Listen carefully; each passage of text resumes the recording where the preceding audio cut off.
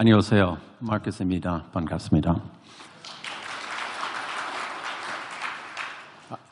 We're going to make this global. I'm going to present in English, and then my colleague, Mr. Yim, will present in Korean. I know this is the toughest time to present. It's right after lunch, right before the coffee, so we'll make this very interesting. I had the chance to work many years in Korea, and I'm very excited to be back. Korea was always an exciting place to work. I particularly like the pali-pali attitude here. So when we talk about technology, if there's a place in Asia to make it happen, it's in Korea. But we first have to understand it. And today I'd like to talk about fintech, and I'd like to do a deep dive on blockchain, and I'd like to show it to you to help you understand it. So let's talk about fintech first. There's two forces that are driving fintech right now. One of them is, we say, the changing customer expectations, which have always been changing anyway, and then the cost of technology, or the speed of technology. When I first came to Asia, my wife's mother refused to use a computer.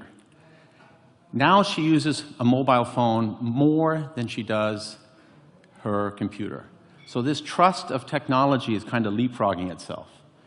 At the same time, the cost of that technology is getting cheaper and cheaper and cheaper. So let me explore these two things. So we've already talked about some of the demographic changes that are happening. We talk about the millennials. The millennials are like Koreans. They're very demanding. They want everything fast, quick, and cheap. And that force is becoming probably one of the most driving forces of the customer base.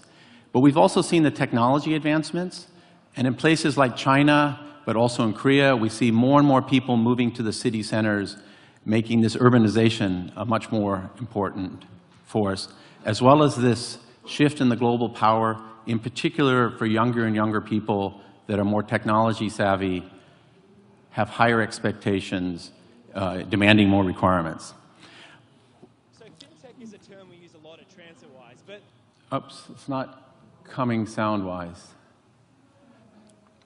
Let me try that again. So fintech is a term we use a lot at TransferWise, but what does it actually mean? I don't know. VIN? Have absolutely no idea. Fintech? Oh, Vintech, I thought it was a wine. Something to do with dolphins? It's going to take over Facebook, we all know it, and China. FIN? FIN? Heard the Germans are really into fintech, and yeah, it's going down well in Berlin. German techno music. Something techie, I guess. Something techie. Fintech are behind Sharknado. Basically, fin for me is about financial, and tech is about technology. Fin is final, or fin is the end of something. Fin is the end of something. It's the end of technology forever. I have no idea. I've always liked that video because it does talk about the end of technology as we know it now. And that is something that's really, really important for us to consider. We've talked about intelligence, automated intelligence. We've talked about blockchain and all these other technologies. And they're going to be fundamental in robotics, and they're fundamentally different than were the last 10 years. And I hope for many of you, today's conference is a way to start thinking how different that will be over the next, not 5 years, not 3 years, over the next 2 years. Let me give you an example why things are changing so quickly. When I first came to Asia, it was the dot-com period. I was in Singapore. We were starting companies. To start a company then, it took millions of dollars. It took lots of people and lots of infrastructure. A typical way to start a company, these dot-com companies, money, infrastructure, and people. If we jump forward, as we go forward, the cost it takes to start a company has gone down. It's no longer millions, it's $5,000. You can start a company with your credit card. You can get the software, this open source software for free, Cloud computing gives you the infrastructure, and people can be gotten on demand. You can go to the internet and get the people that you need for whatever little coding you've done. And that's a phenomenal shift. It's completely different than it was before. And that's why we're going to get thousands and thousands of companies with really unique ideas coming. The other thing to notice is we talk about Series A and Series B funding. A new company always needs cash.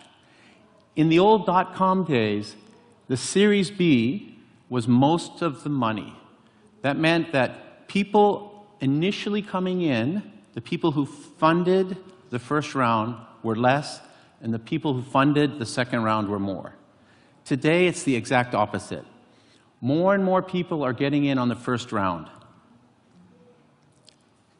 Our investors are much smarter, they understand technology better, and they know they have to be there first. Speed is very important. So what is FinTech?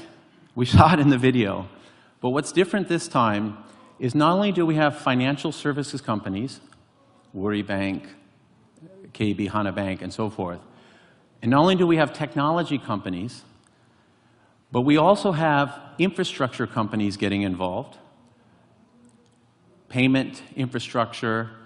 We also have startup companies, more and more startup companies.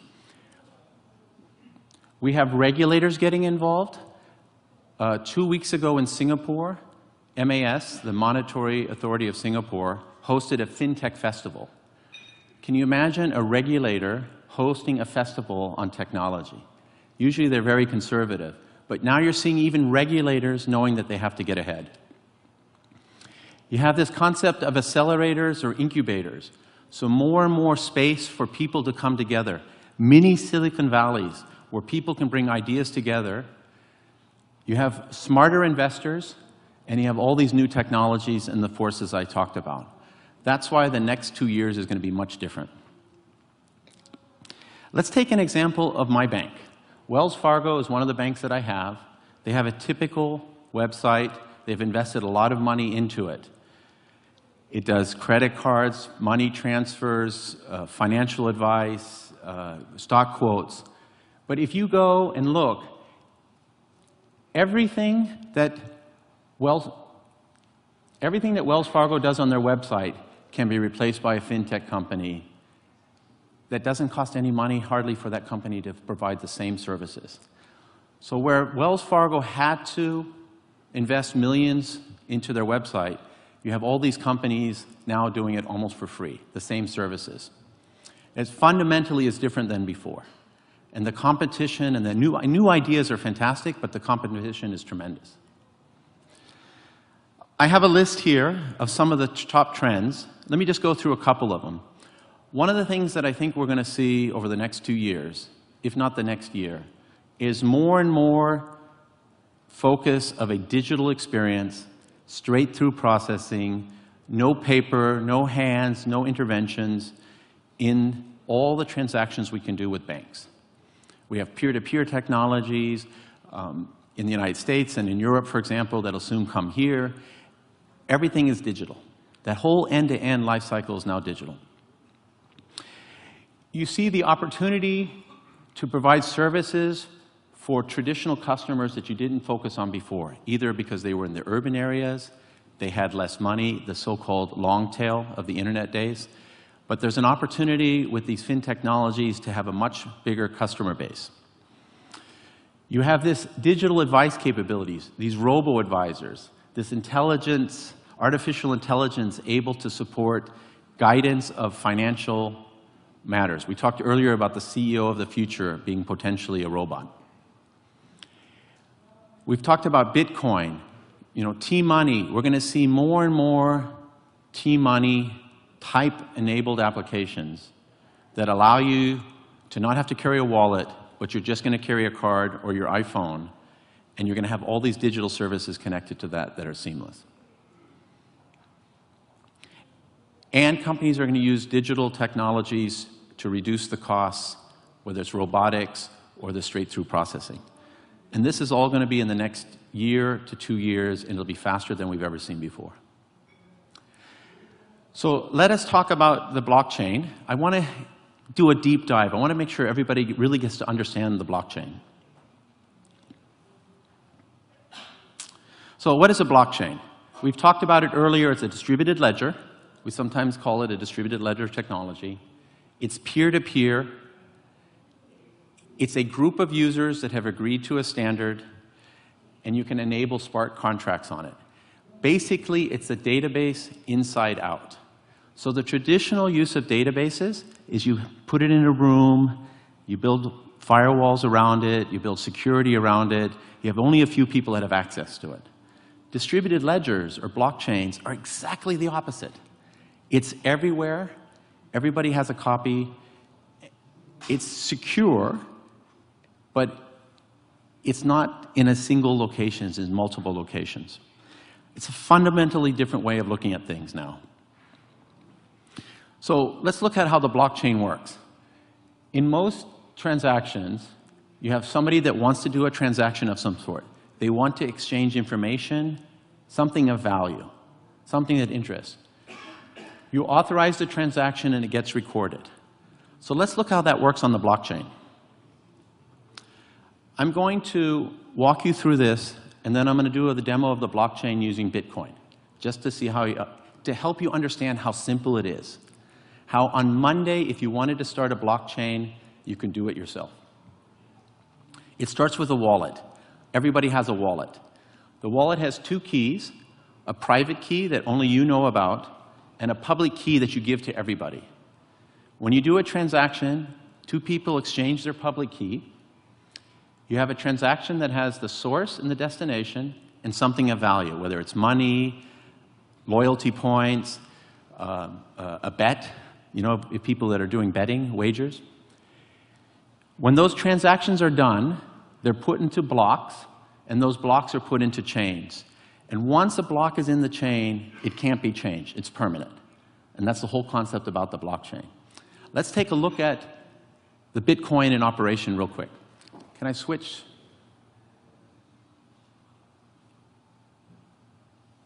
Okay. Right here, please. So right now we're looking at Bitcoin. This is Bitcoin Live. You see a couple of things. You see all these transactions that are happening. Thousands of transactions a second. Or a minute, sorry, thousands of transactions a minute. This is a transaction ID, and this is something of value. In this case, it's 1 Bitcoin, 0.2 Bitcoins. These are the transactions that are happening. After so many transactions, every 11 to 18, 35 minutes, these transactions get put into a block, and a block gets created.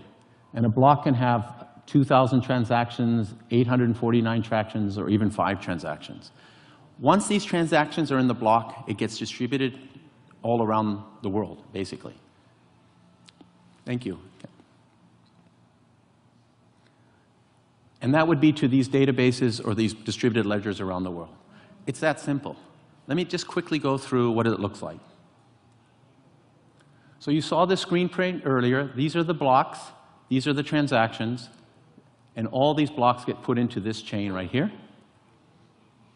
If you take a look at a transaction, so this transaction here had, I think, 0.62 Bitcoins. This is a transaction. This transaction has a sender, a time date stamp. It tells you where the transaction was done.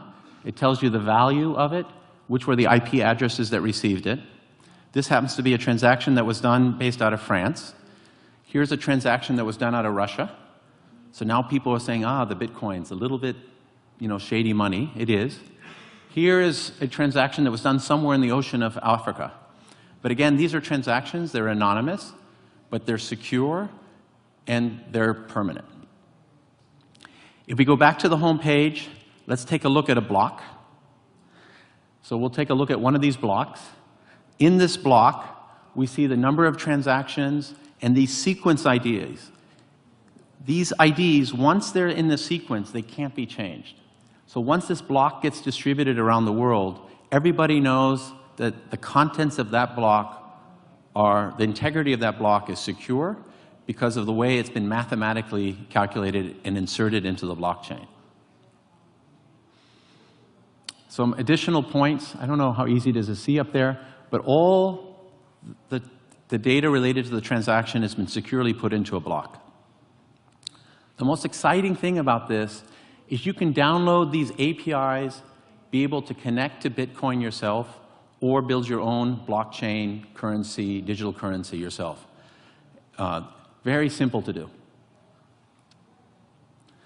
So what are the advantages? I list a couple here, but the main point is where before we were building databases and we were securing them and not letting very few people have access to it, now we're putting the data out there. We're sharing the data to everybody. In fact, you have all access to look at all those transactions. You don't know who sent it, who received it, but you can do analytics on all those transactions. So anytime you have participants who have agreed on the business rules, you have a framework that they've agreed to, the roles that they have, and everybody has a wallet, a digital identity, you can build a blockchain. I put some use cases up here, examples. What can you do blockchains? Later on, we'll give you a specific example about insurance. You can have stock trades done with that. You can have gold, diamonds, we've talked about that. Loan transactions, land registry. When you buy or sell a house, it can be in a blockchain. AML, anti-money laundering, and KYC, know your customer. If you, for example, identify yourself once and you have your key, you can go to any bank without having to show your ID again because it's already been verified once. And everybody could have access to the blockchain. So that allows you, a lot of banks, to reduce the cost required for KYC, know your customer, or AML type activities. Betting. They have blockchains that are for betting. So for example, if you say that a football team in England is going to win by this score, you can record that into a blockchain so it's permanently recorded, so nobody in the future can change that, what that bet was. Once you put something in the blockchain, it's permanent. You know, if you look at what companies like Samsung are doing it's very interesting, with the Internet of Things, so you have thousands and thousands of these Internet of Things. And recently, there was a lot of security issues where these video cameras that are in people's homes all of a sudden got taken over, the software changed, and they became a security risk. Now you can get these Internet of Things devices recorded onto a blockchain. Once it's secure, then only those Internet of Things devices, cameras, refrigerators, washing machines, would be allowed to communicate with one another. It's very powerful. As I mentioned, there are thousands of companies now giving this type of technology. The barriers are less. Not everybody will survive, but every one of these companies is contributing an idea. And because of the sharing nature of it, it gives us all an opportunity to use this. What we'd like to do now is we're going to talk in Korean, a specific example of an insurance application with my colleague, Mr. Yim. 안녕하십니까. PwC 임상표입니다. 마커스와 원래 이 세션을 저희가 기획할 때 훨씬 더 인터랙티브한 섹션을 하려고 앞에서 얘기 주고받고 이렇게 하려고 했는데 요 무대에 서는 거나 이런 거 하다 보니까 요 정도로 제가 참여하게 됐습니다. 요거는 그 블록체인 기술, 지금까지 쭉 말씀해 오셨던 이런 개념 기술들을 어떻게 인슈런스 컴퍼니한테 적용할 수 있을 거냐를 PwC UK의 벨파스트에 있는 블록체인 랩에서 실제 POC 프로젝트를 했던 프로젝트에 대해서 이제 그 프로젝트 성과에 대해서 레코딩을 한 거고요. 그 내용 자체는 지금 얘기했던 블록체인이 정말로 투명해? 정말로 모든 참여자들한테 비저블해? 정말로 조작이 안 되고 조작이 안 돼서 오디트 트레일이 퍼펙트하게 돼? 이런 거를 검증하기 위한 POC 프로젝트였고요. 지금 제가 보여드리려고 하는 거는 인슈런스 팔리시, 인슈런스 컨트랙트 플레이스먼트, 그러니까 보험 계약을 발행하는 것이었고요. 그리고 보험사에서 클레임과 관련된 프로세스들이 처리되는 것도 POC를 마쳤고, 다른 여러 인더스트리에서도 POC들이 지금 진행돼서 거의 이제 상용화되고 실행되는 단계이고요. 우리나라에서도 그렇습니다. 이 비디오를 일단 보시면서 제가 쭉 따라가면서 설명을 드릴게요. The following video is a technical demonstration of a proof of concept built by the UK Blockchain Lab. In parallel with Long 제가 2주 전에 출장 갔다가 요 블록체인 랩의 디렉터 두 분과 만나서 얘기를 좀 했었습니다. The intent of this proof of 했었습니다. concept is to showcase some of blockchain's capabilities using the backdrop of insurance. Key themes have been adopted from the research and highlighted within the PwC, including proof of insurance, orchestration of multiple roles, efficient workflow, and a tamper-proof audit trail. Focusing on a high-level view of the policy placement process, we will show 보험 two 계약이 scenarios. 체결되는 과정에 대해서 These 쭉 이제 scenarios will 프로세스별로 illustrate 설명을 할 both the 건데요. application and the underlying 3자가 blockchain 참여합니다. technology. 보험 브로커가 하나가 있고, 그 다음에 보험 회사가 있고, 그리고 레귤레이터가 참여해서 모든 정보가 공유되고 있는 것을 보여주고 있는 거고요. 이렇게 3자가 참여하는 거를 얘기를 할 거고, 첫 번째 시나리오는 보험 브로커가 보험 청약을 할 겁니다. 그럼 보험 회사가 인수를 할 거고요.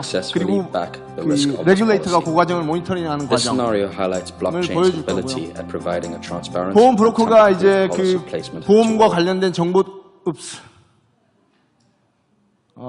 디자스터네.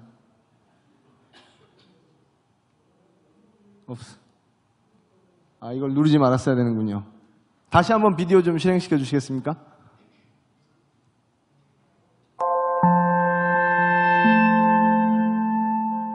여기 중간쯤에서 시작한 부분으로 가서 is a technical demonstration of a proof of concept 네, built by the 그 UK 정도에서 blockchain. 시작하면 될 것 같습니다. 네. This scenario highlights blockchain's ability at providing a transparent and tamper-proof policy placement to all parties involved. 브로커가 필요한 정보들을 쭉 이렇게 입력을 하게 되고 create라는 버튼을 누르는 순간 요게 아까 마커스가 얘기했던 그 트랜잭션 아이디어의 트랜잭션들이 쭉 생성이 되게 되고요.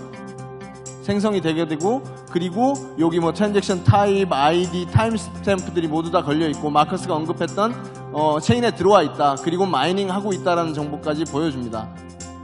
그리고 이렇게 저장이 되는 순간 다른 한쪽 사이드였던 보험회사에서는 이렇게 브로커가 입력한 정보가 바로 비저블 하게 돼서 모든 체인에 있는 파티시펀트들이 계속해서 리얼타임으로 업데이트할 수 있게 되고요. 네. 그리고 이제 보험회사가 청약을 받았기 때문에 이 받은 청약에 대해서 오퍼를 브로커들한테 낼 건데, 자, 들어온 정보들을 쭉 이렇게 검토를 해보고, 오케이, 내가 25%를 인수할게. 12만 5천 파운드. 그리고 텀스 앤 컨디션은 이렇게 돼요. 라고 입력을 하고 make offer를 하는 순간 아까 보셨던 것처럼 여기 트랜잭션이 하나가 더 생성이 되면서 immediately 다른 체인 참여자들에게 비저블 해주는 것을 보실 수가 있죠.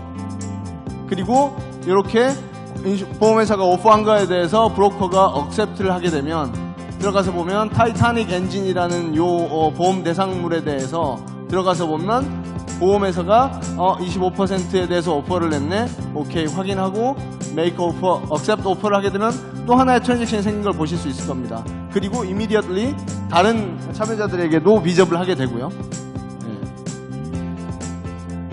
그리고 파이널라이즈 하기 위해서 보험회사가 마지막 나머지 자녀분에 대해서 이제 컨펌을 하고 오퍼를 낼 거고요. 오퍼를 내는 순간 또 하나의 트랜잭션이 생기면서 계속 기록되는, 그러니까 실제적인 그 비즈니스 애플리케이션과 테크니컬한 적용들을 같이 지금 보여주고 있는 비디오가 되겠고요. 네, 자동으로 생겼고, 그리고 이렇게 인슈런스 컨택트가 생성된 거를 모든 참여자들이 조회할 수 있다. 브로커도, 보험회사도, 그리고 레귤레이터도 모두 조회할 수 있는 게 실제로 가능하다라는 것을 했고요. 두 번째 시나리오에서는 브로커가 자기가 입력한 정보를 넣어놓고 온라인에서 빠집니다. 오프라인이 되더라도 보험회사는 브로커가 입력한 정보를 갖고 끊김없이 프로세스를 계속 진행할 수 있다. 그래서 아까와 똑같이 브로커는 관련된 보험계약과 관련된 청약과 관련된 정보들을 쭉 입력을 할 거고요. 오퍼를 하게 되면 아까 보셨던 것처럼 똑같이 보험회사와 레귤레이터에게 비저블 하게 될 거고, 그런데 어떤 이유에서인지 브로커가 오프라인으로 더 이상 온라인이 아니게 되는 거죠. 그래서 커넥트 돼 있지 않고 마이닝하고 있지 않은데, 그렇게 되더라도 지금 이 시나리오에서 보여주려고 하는 거는 각자 자기가 해야 되는 롤을 계속 할 수 있다는 거죠. 보험회사가 했던 거는 25% 청약 들어왔던 거에 대해서 컨펌 해서 언더라이팅 했던 거고요. 그리고 나머지 75%에 대해서도 리스크 어세스먼트에서 언더라이팅 했던 거거든요. 그 과정을 브로커가 체인에서 들어와 있지 않아도 진행할 수 있다. 그리고 어떻게 되냐? 브로커가 다시 comes online 하게 되면, 브로커가 들어오면 브로커가 볼 수 있게 되는데, 그동안 자기가 없는 동안에 다른 참여자들이 진행했던 트랜잭션들을 모두 조회해서 볼 수 있다는 거죠. 조회해서 보고 그리고 브로커로서 내가 해야 될 일을 하게 되면 아까 그 진행됐던 그 프로세스대로 워크플로우대로 보험계약 프로세스가 진행됨을 확인할 수가 있고요. 그리고 역시 레귤레이터는 이 모든 과정에 대해서 조회할 수 있는 그런 펑션들을 제공하고 있다는 것을 보여주는 시나리오고요. 제가 말씀드렸던 것처럼 이런 시나리오 한 개만 테스트된 게 아니고 보험 클레임과 관련된 것들 그리고 Know Your Customer 본인 인증에 관련된 것들이 여러 금융기관들과 이미 블록체인 테크놀로지를 통해서 진행을 했고요. 그런 내용들은 여기서 조회하실 수가 있고 더 자세한 내용은 제가 개별적으로 찾아뵈면서 더 말씀드릴 수 있도록 하고요. 마커스가 PwC에서 진행했던 또 다른 사례 하나에 대해서 다시 말씀해 주시겠습니다. 마커스, come on in. 예. 그리고 제가 하나 더 말씀드려야 되는데 이게 뭐 영국 이런 데서만 진행되고 있냐 그럼 다 아실 겁니다. 우리가 아는 회사들이에요. LG CNS에서 비상장 주식 거래하기 위한 파일럿 이미 진행했고요. 그 다음에 롯데카드에서는 지문인증으로 공인인증 대체하고 있고 다른 카드사들도 블록체인으로 보안 설정하고 있고요. 그리고 신한은행에서는 금 실물 거래하는 것도 블록체인 테크놀로지 이미 적용하고 있고요. 그리고 블록체인 공동 추진하는 프로젝트에 우리 금융기관들도 모두 참여하고 있어서 블록체인이 계속 그 노이즈가 있어 왔지만 실제 아직 일어나고 있는 거 아니냐라는 생각들을 하고 계신데 실제 이미 우리 생활에서 일어나고 있는 거고요. 이제 마커스가 얘기했던 것처럼 이 5년 뒤 얘기가 아니고 3년 뒤 얘기가 아니고 내년, 내후년의 얘기가 될 겁니다. 그것들과 관련돼서 마커스가 하나의 주제에 대해서 더 말씀드리도록 하겠습니다.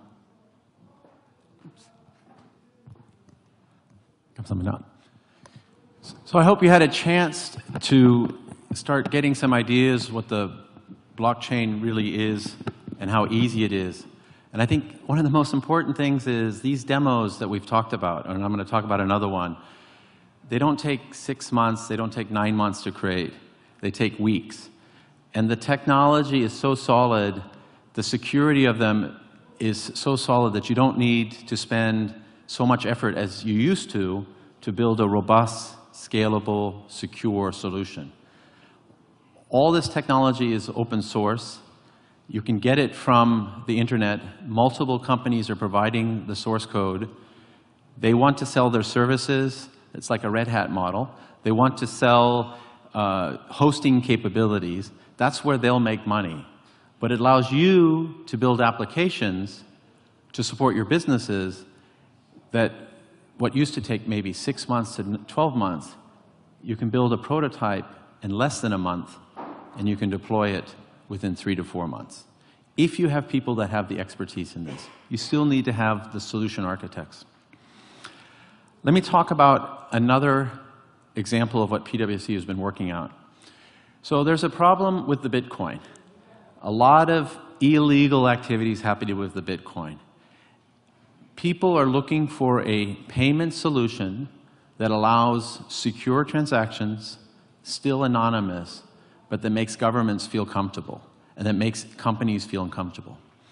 If you think about within Korea, we have a lot of chaebols, and there's a lot of business and transactions and money that flows between the chaebols.